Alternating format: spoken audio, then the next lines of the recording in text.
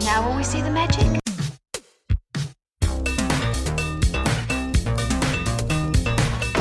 All right, where's Murray? Okay, who is it? This is Jesus, kid. Know then that it is the year 10,191. Yes, we are bored. We're all bored now. Hi, good night. Good night. And welcome to Mary vs. the Movies with your host, Mary Jones. And Dennis Ling. And this week we are taking on the 1982 comedy Dead Men Don't Wear Plaid, starring Steve Martin and directed by Carl Reiner. I don't know, is this their second collaboration? I think, they did... The Jerk. They did The Jerk. I remember seeing a TV special that I assumed Carl Reiner was involved in. I just remember he played the elephant guy and he had a little trunk and tusks. See, a little connection to Dune there. Well, that's rather circuitous, but yes. Again, I've never seen this movie. What I think it's about... Here's what I know, and here's what I'm thinking. I know that they took a bunch of old film noir, Hollywood movies, things in black and white, and they cut and pasted their own movie in together with Steve Martin interacting with characters from these other movies. And I don't know what movies are used. I know it's all in black and white. Have you seen commercials or anything for it? Or? Man, I have the absolutely vaguest memory of watching television on a Saturday afternoon and seeing a commercial for it, but never having actually seen it. And even my saying that it's in black and white is a little bit... I assume it's in black and white, or maybe the TV I was watching was black and white. I can't remember, because this was like the mid-'80s, and I had a black and white television in my bedroom. I don't know why my mother let me have a television in my bedroom when I was 5, but she did. Yeah, I don't really remember anything beyond that. So I don't actually know what films get used. I don't know who he interacts with. I don't know what the plot of it is, although the thing about noir is the plot doesn't always make sense. No. And and that's sometimes true with just like detective fiction in general, but yeah, that is often very true. And famously, when they were making the movie of The Big Sleep, I guess it was Hawks had to call up Raymond Chandler and say, wait, how exactly does this end? And Chandler does not remember at all, and he has to go and look at the book and be like, yeah, I don't know what I was thinking either. Because if you ever read any of his books, especially that one, like, it's really not about like the plot, it's about atmosphere. But speaking of The Big Sleep, how many Bogarts are in this movie? This is what I'm thinking. So obviously, like, the biggest star of film noir, like the most famous, like the highest regarded, I guess you might say. He played two of the most famous, protagonists, Sam Spade in The Maltese Falcon and Philip Marlowe in The Big Sleep. And I really just want to see, like, okay, which Humphrey Bogart character are we getting? Do we get both at some point? Do they mix and match it? Which would be really weird because they have very different energies from each other. Sam Spade and Marlowe, they're nothing alike, really. I'm very curious as to what they use. And do we get more than one Humphrey Bogart? I don't know. I mean, look, it's a comedy. It's silly. I don't know if they're going to go, like, that weird. I would enjoy it if they did. So name 3 films you think might be used. The Maltese Falcon. Okay. I wonder, I mean, would they think to even use something like Gun Crazy? I don't know. Or is that too late? That's kind of a late movie anyway. Oh, Double Indemnity. They must, I wonder if they use Double Indemnity at some point. Oh my God. Barbara Stanwyck. Yeah. Oh yeah. And what would be a third movie to use? Oh gosh. The Postman Always Rings Twice, maybe?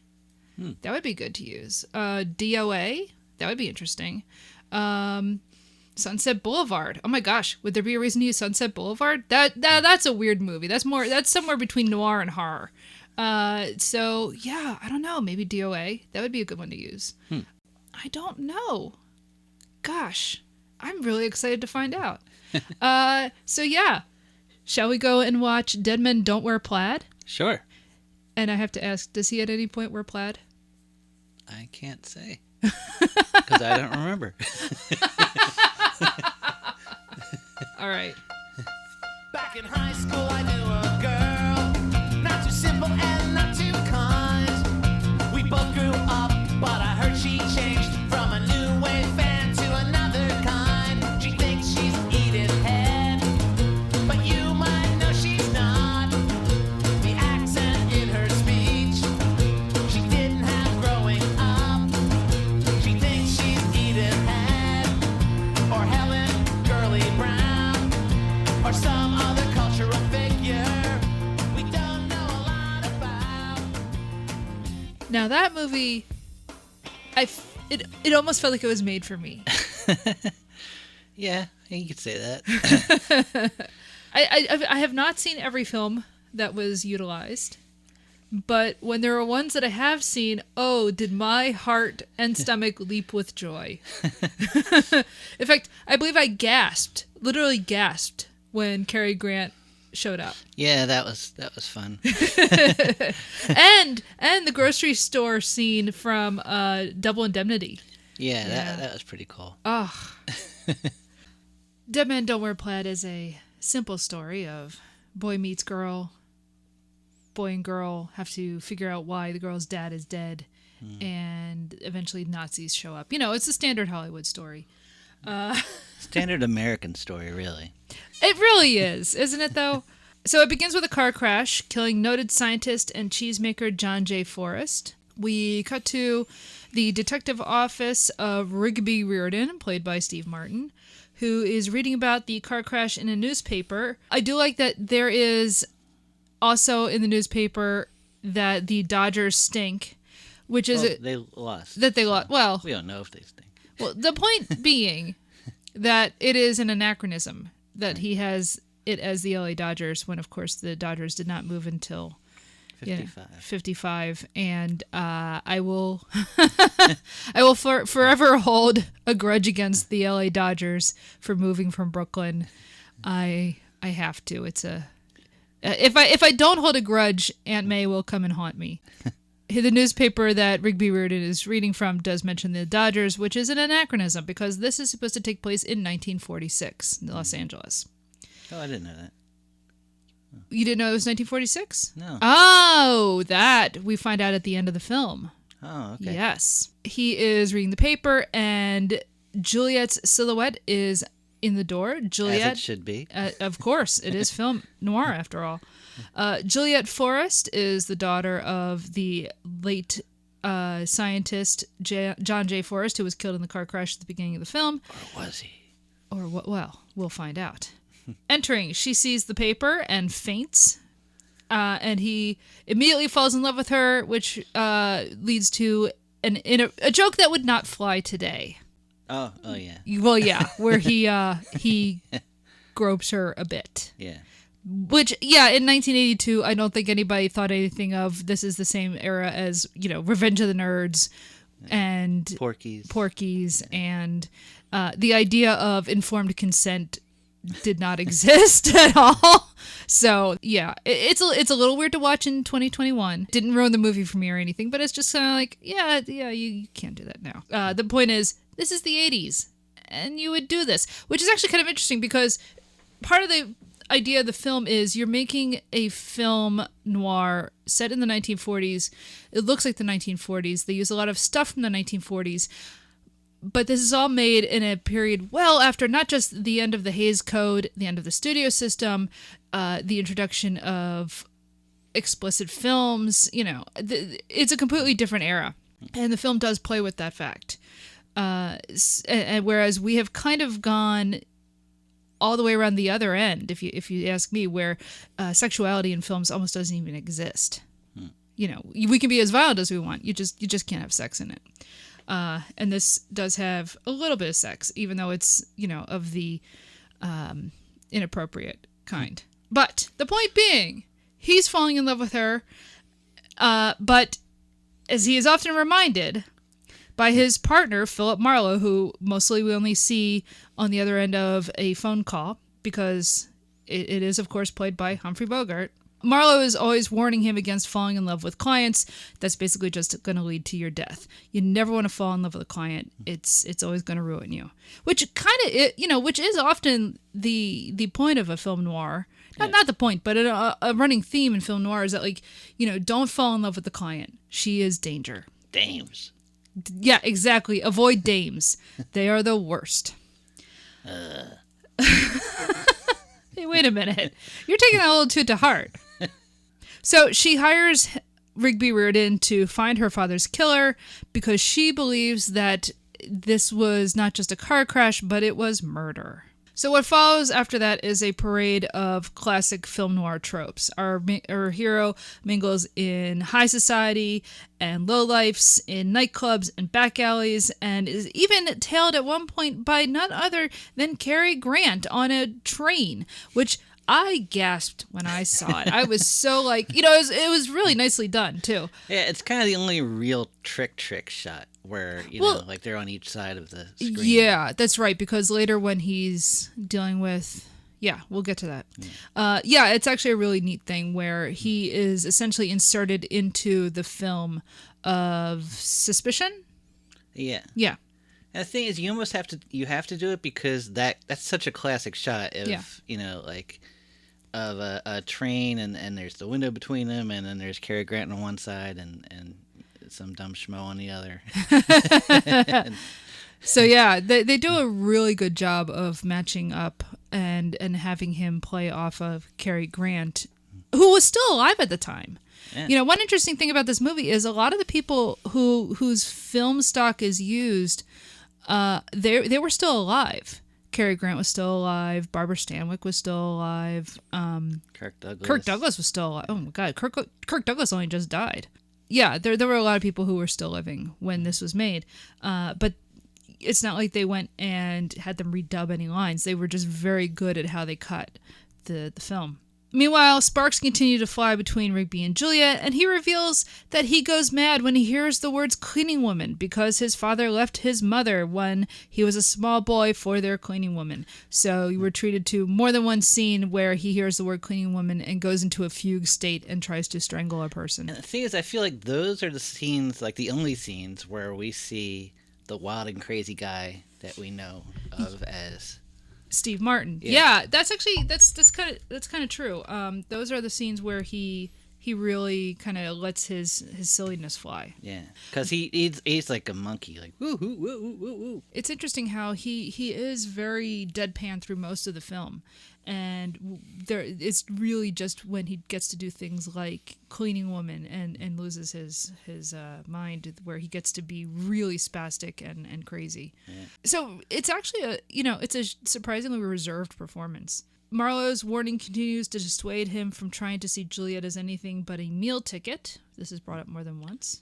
Which she punches him, slaps him, I forget. Oh yeah, there's That's the thing. Like there's more than once where she kind of gets back at him through the film for trying to play it cool and whatnot. We eventually learn that he's trying to trace down clues, that there have been two lists that were found. There's the Friends of Carlotta and the Enemies of Carlotta. And of course, part of the film is trying to figure out, well, who is Carlotta? Who is this woman? And what is the meaning of these lists? Eventually, we find out that actually there isn't a woman named Carlotta. There is an island named Carlotta. And the name's state of mind. Yes, Carlotta is a state of mind.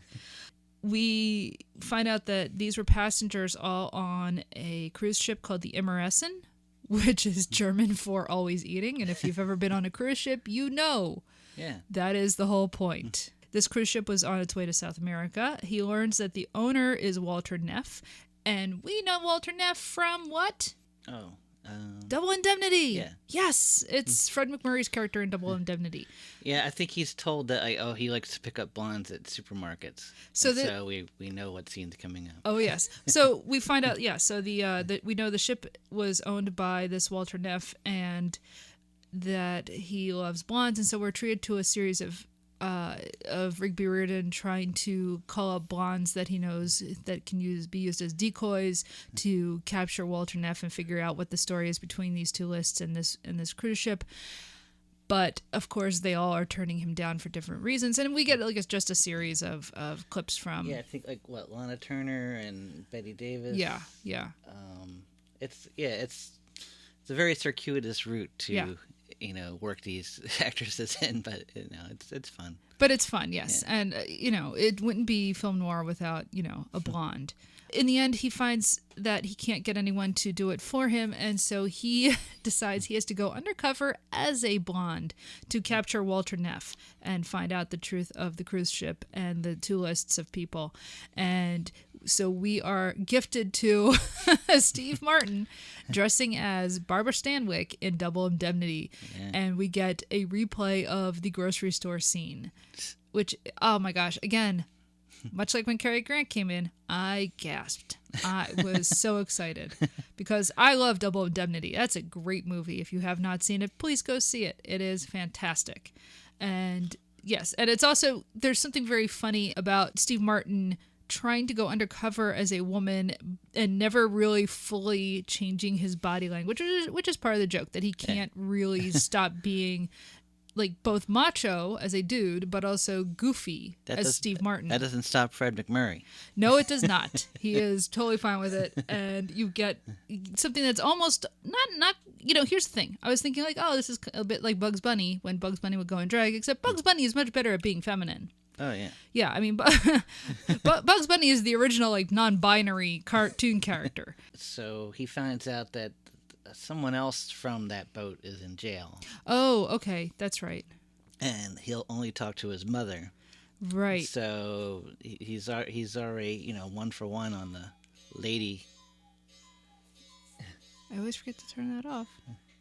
Yes, he is 1 for 1 on dressing like a woman. So we have Steve Martin coming back again, dressed in drag as the mother from White Heat. So we get a replay of part of the Jimmy Cagney movie White Heat, where he is going to interview his character to figure out what's the deal with the MRS and the lists of people.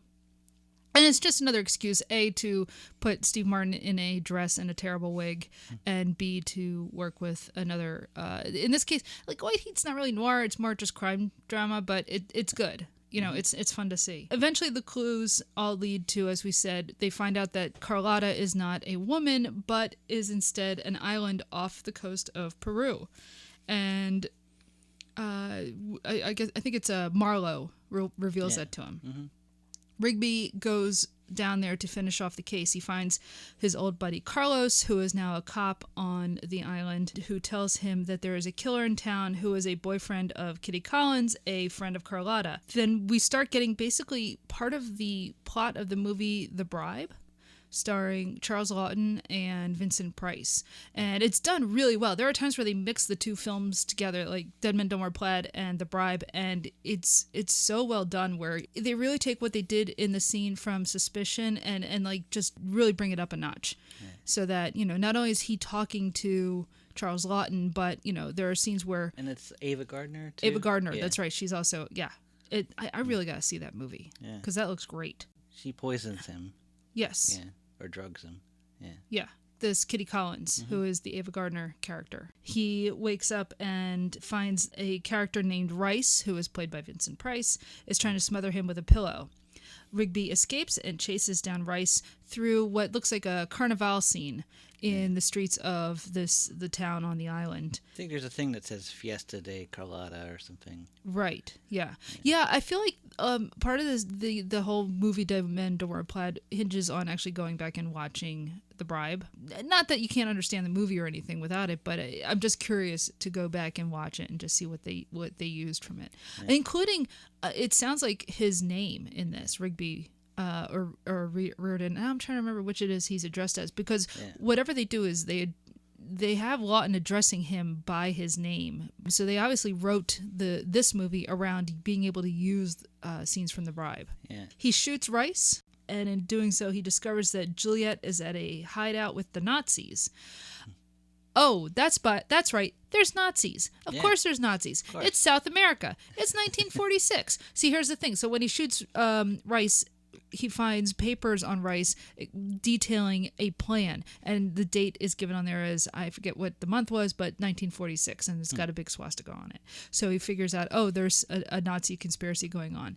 And when he finds the hideout, there's Juliet there with her father. The father is alive. Oh my God. And they are there with somebody we met earlier. Their butler. Huh. What's their butler, played by Carl Reiner, doing there? Well, as it turns out, he's not actually a butler. He's not? No. What? I know, right? We were betrayed. Huh. It turns out he is Field Marshal von Kluck. So Dr. Forrest, being a famous cheese scientist, had discovered a cheese mold that was so powerful that it could destroy whole towns. The Nazis wanted to get their hands on it, and now that they had already lost Europe, their idea was, well, we will destroy the U.S. from the inside by stealing the cheese mold and using it on the United States. I wonder if Dr. Forrest's assistant was Radio's Frank. Radio's Frank. Anyway, so the Nazis had tricked him into giving them the formula, or they had taken him hostage. Did they trick him, or was it that they took him hostage? I think like they pretended to be a charitable organization. Yeah, it was something ridiculous. Yeah, like something that there was no way he could have just figured it out. But right. So we find out that the whole point of the friends or enemies of Carlotta, these passengers on this cruise ship witnessed the corrosive mold tests. These passengers who saw the tests were the enemies of Carlotta, and so they had been bumped off systematically. Friends of Carlotta were the ones that they didn't have to bump off, I guess. Well, they're Nazi agents. Oh, they were the Nazi agents. Yeah. I'm sorry. I guess Cagney turned out to be a Nazi agent, too. Juliet then tricks von Kluck into saying the word cleaning woman, sending Rigby into a rage, fighting off the guards and attacking our field marshal. He is killed just as he pulls one lever, destroying the town or city or whatever of Terre Haute, Indiana, which is a shame because, as Rigby says, they had finally gotten a public library. Rigby and Juliet kiss as Carlos says, "What a guy," and she gets him back for his earlier manipulation of her body by manipulating his, and it's all very 1980s. So, the film was directed by Carl Reiner and written by Carl Reiner with a George Gipp or Gipe, don't really know how to say his name, and Steve Martin. And of course it stars Steve Martin and Rachel Ward, who plays Juliet Forrest, and then a whole series of people in archival footage. But this film is also significant because of a couple of production elements. One, the costumes were all designed by Edith Head, the famous Edith Head. This was, in fact, her final film. She did an amazing job making everyone look like they look, like her costumes, it looks like the 1940s. She does a great job. Like, it doesn't look cheap. And the music was composed by Miklos Rosa, who was a big-time composer back in the golden age of Hollywood. In fact, so some of the films that are used in Dead Men Don't Wear Plaid use his own score. Films like The Lost Weekend and Double Indemnity. So they actually just went to the source and said, would you please then compose the rest of the music for the film? And he did. He didn't die until 1995, so this actually was not the last thing that he worked on. But it is fun knowing that he was able to go back and work with his own scores and contribute to this. Yeah. They really tried hard to not just make a parody of films from the 40s, but it's more of an homage, and they worked really hard to make it look like a film from the 40s. The costuming, the set design, the music, everything is so well done. It's really impressive, and the closest thing I can think of is Mel Brooks when he made Young Frankenstein and worked really hard to make, like, he went and dug up the actual stuff from the movie Frankenstein, the sets and everything. Reiner here is doing kind of the same thing in terms of making everybody look right. The sets that are being currently built for, when I say currently, I mean the sets in the 1982 parts of the film, nothing looks cheap. They do a really good job of making the rooms look as kind of like a little bit overstuffed as rooms in the 1940s films of the time period look. Do you know what I'm talking about? Like all the couches and the knickknacks and everything else, Tiffany lamps and everything. The only thing where they don't try, at least I assume they don't try to recreate a film from the 40s, is the aspect ratio is different. What we watched was in widescreen, and films from that time period were in full screen, the 4:3 ratio. Because by the time that this was being released in the 80s, people would not have been used to watching stuff in that cut on a big screen. But other than that, man, they do an amazing job of making it look like an old film. It's all in black and white, and they never deviate from that. They're very good at being deadpan throughout. I mean, there's some silly gags. It's in that sense, it's a little bit like it's a bit like Airplane, but not as silly. I don't know. It can get pretty silly. Oh, it can get very silly. It just doesn't have as many jokes as Airplane. No, it's not as well. That is something like a lot of people would probably point out these days. It's not as joke dense. Yeah. It spends more time being an actual homage to the time period than just joke after joke after joke after joke. And when they do have jokes, it's often of the sideshow Bob Rake type of joke, where they take a ridiculous concept and they just let it play out and let it get more and more ridiculous. Yeah, probably the funniest one is the Java. So Yeah. I'll make you some Java. And he's just pouring coffee grounds. He's slowly pouring an entire bag of coffee grounds into a saucepan. And we wait and we wait and we I wait. think he throws 2 eggs in. Yes. Yeah. Yeah. It's not just a comedy, although it is a comedy and it's very funny. I think it's very funny. But it is more also an homage.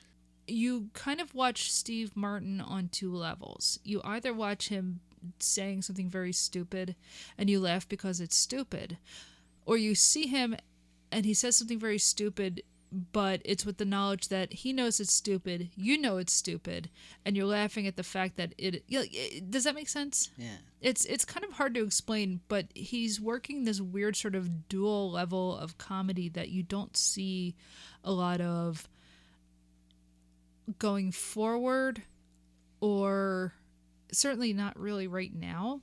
Like, it's hard to pull off. Yeah. And describing it sounds horribly pretentious. Like when you say, it's funny because it's dumb, but it's also funny because he knows it's dumb and you know it's dumb, and you're laughing about the fact that it's dumb, and so you're not laughing at the joke, but at the fact that the joke is dumb. Like, that sounds really pretentious, and yet I think it's really funny. Like, I feel like his whole act is all about opening you to, like, this silliness. Yeah. That, like, you wouldn't just naturally laugh at or something. Like, you... Right. I think there's something about his, like, deadpan style that, like, disarms you that, so that when he does something totally ridiculous, like, like you don't... I don't know. It's like a balancing act. Yeah. Like, it's like he's setting you up for the screwball. Yeah. He's throwing you fastballs, and then he throws a screwball, and then before you know it, he's throwing you all screwballs. You can't hit any of them. What I find really interesting about this movie is it's all assembled around using clips. And there's a whole bunch of archival footage used, and I'm going to quickly go over. We have Alan Ladd in This Gun for Hire, Barbara Stanwyck in Sorry Wrong Number, Ray Milland in The Lost Weekend, Ava Gardner in The Killers and The Bribe, Burt Lancaster in The Killers, Humphrey Bogart in The Big Sleep, In a Lonely Place and Dark Passage, Cary Grant in Suspicion, Ingrid Bergman in Notorious, Veronica Lake in The Glass Key, Bette Davis in Deception, Lana Turner in Johnny Eager and The Postman Always Rings Twice, Eddie Arnold in Johnny Eager, Kirk Douglas in I Walk Alone, Fred McMurray in Double Indemnity, James Cagney in White Heat, Joan Crawford in Humoresque, Charles Lawton and Vincent Price in The Bribe. Now, what I find interesting about all of that is, so this is a collage movie. Those are hard to pull off because of rights issues, and I would love to find out how they were able to get the rights to everything, because they are all over the place when you're looking at the old studio system. The movie was made by Universal, and Universal at this time owned 5 of these movies, so that was fine. They also owned several that I guess were owned by Paramount and Columbia. But the thing is, like, all the license owners have changed, not only like since the films were made to when they made Dead Men Don't Wear Plaid, but they've changed again since that movie came out to today, because that movie, of course, came out 40 years ago. This is 2021. The movie came out in 1982. That's 40 years ago-ish, kind of. Yeah, more or less. 39, I guess. I don't know. I'm really bad at how you count years. Anyway, my point being, so with Universal, they got This Gun for Hire, The Glass Key, Double Indemnity, The Lost Weekend, and The Killers. Now, next, they got from Warner Brothers, Deception, Humoresque, The Big Sleep, Dark Passage, and White Heat, except here's the thing. Those films were not actually made by Warner Brothers. They were all owned by United Artists.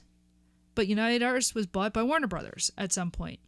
And then from Metro-Goldwyn-Mayer, MGM, they got Johnny Eager, Keeper of the Flame, which is credited. I think that's actually the car crash in the beginning. Oh, okay. The Postman Always Rings Twice, and The Bribe. Now, those films are owned currently by Warner Brothers because they, in 1996, bought Turner Entertainment Company, which has owned the rights since 1986 to MGM Films. So who owns Warner Brothers now? AT&T, which of course is an old company, but they were originally the telephone company. When you get into media acquisition, like this stuff is all over the place. Like when I brought up Universal, well, who owns Universal? Comcast. Because Universal was bought by NBC, or NBC bought, I don't know, whatever. But the point is Comcast owns both. RKO Pictures, which doesn't exist at all anymore, and hasn't existed for a long time, that's where we got Suspicion and Notorious from, both of which are Alfred Hitchcock films. Is that Republic or? No, RKO was... What did happen to them? Were they the one that was owned by Aviator Man? Oh my gosh. What's his name? Howard Hughes. Yeah. Well, Suspicion is currently owned by Warner Brothers because somehow Turner had bought the rights to the movie in 1986, even though that was not made by MGM. It was made by RKO. And then Notorious is owned not by any of the companies we've mentioned before, but they're owned by Walt Disney for some reason. Because in 1986, they bought ABC, the American Broadcasting Company, which back in the 40s was part of NBC, but that's a whole other thing. They bought ABC in 1986, who, I guess at some point, ABC bought the rights to David O. Selznick movies. Most of the films from David O. Selznick. So I assume that means that Disney owns the rights to Rebecca? This is where it gets all very confusing and convoluted. And then Paramount Pictures was I Walk Alone and Sorry, Wrong Number, and Columbia Pictures was In a Lonely Place. In a Lonely Place being the only film on the list from 1950. Now, how in the world do you write up a bunch of agreements to make a movie with that many film clips from all over the spectrum of old Hollywood studios? See, I just think they didn't care as much back then. Well, that's true. Yeah, no, I agree. I'm sure they didn't care as much back then. It wasn't a big deal, but that's not, to me, the issue. The issue is, how is it that we're still able to watch it now? Maybe they still don't care. Well, anybody who's wanted to watch a TV show in the past 10 years on a streaming service has had to deal with the fact that some shows just don't exist out in either home media or streaming because of music rights issues. Maybe music rights is harder to get than It probably is. I think with film companies, like there's only like 5 people you have to deal with. We've basically gone back to the studio system. Yeah. It is kind of interesting that what had been broken up in like the 60s, it actually started with a Supreme Court decision where Paramount, like whatever they call it, the Paramount decision, where they couldn't own the theaters where they showed their own movies, and that started the kind of disintegration of the studio system, and everything kind of collapsed. Like partially that, but also under the weight of its own, bureaucracy. Think about it. There were a ton of studios back in like the 80s. So you still had things like Universal and Columbia and Paramount and all that. But then you had like Orion. I mean, there was Lionsgate, and these weren't even like the small, independent ones that, Miramax gobbled up. We're basically now back to the old studio system of there's like 5 big ones and that's it. Thank God. What? It was so confusing before. I hate remembering all them. Yeah, it's so good that we're back to a studio system and we have such a small palette of a small group of types of films that are being made, Exactly. Thanks. Yay. I'm so Yeah. glad that, there's only like 3 types of movies being made anymore. It's, Yeah. wizards, robots, or aliens. Which one do you want? They still make dance movies, don't they? Okay. Yeah. Like yeah. like- No, they haven't made movies like that in like 10 years. Well, I consider like the Fast and Furious movies also dance movies. It's just car dance. They straddle the line into apparently like space aliens at one point. I seem to remember something about Idris Elba is like a cyborg alien or something who wants their good. cars. I Yeah. don't understand the Fast and the Furious movies at this point. I'm so confused as to what those movies are actually about. The thing about the movie is I feel like it's made just for film buffs.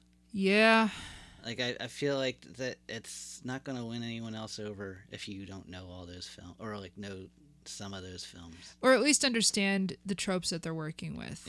Yeah, I think you're right. I think it is very much a movie for film buffs or just people who are familiar with older movies. And the thing is, for the time period when it came out, the movies they're dealing with were only like 40 years old.